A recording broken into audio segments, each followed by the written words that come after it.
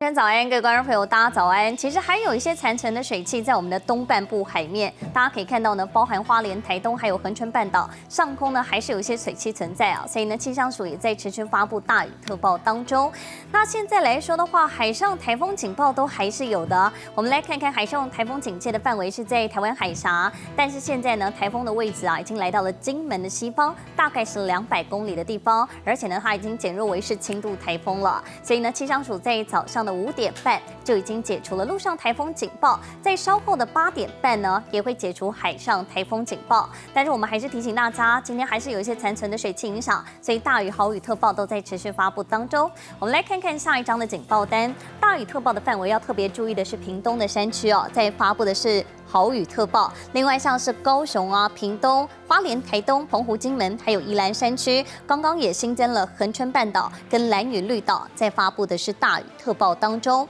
不过这2天的累积雨量看下来真的是非常可观哦，尤其是东半部的山区，还有南部山区，像是2天累积雨量下来呢，最多的是出现在屏东的春日，达到了649毫米。另外像是在花莲的富里啊，2天的累积雨量下来也有388毫米，台东的池上呢来到了360毫米，高雄桃园山区来到263毫米，台中和平山区也有167毫米啊。而且在阵风上面来看，昨天很多地方啊都已经突破纪录。先来看到这个突破纪录的就是兰屿绿岛，瞬间阵风呢竟然是高达了17级破表了。那在台东的富冈，昨天也有观测到15级的强阵风，金门呢还有屏东、澎湖跟台南，昨天也有观测到将近11到15级、14级左右的强阵风啊。那我们提醒您，今天来说的话，白天天气稍微好转，但是还是有一些水汽的存在。我们就来看到定量降水预报图，早上呢在花莲、台东有一些零星短暂飘雨的发生现象，所以现在大雨特报都还在发布哦。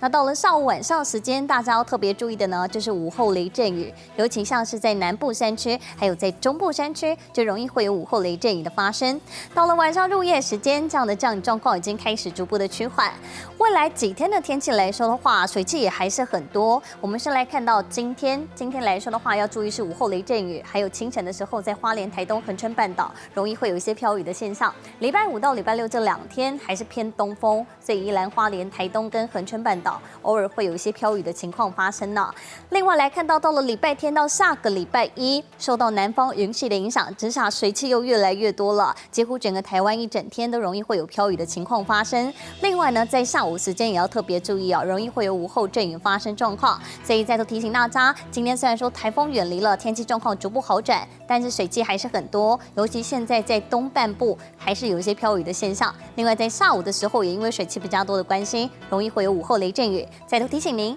要特别注意。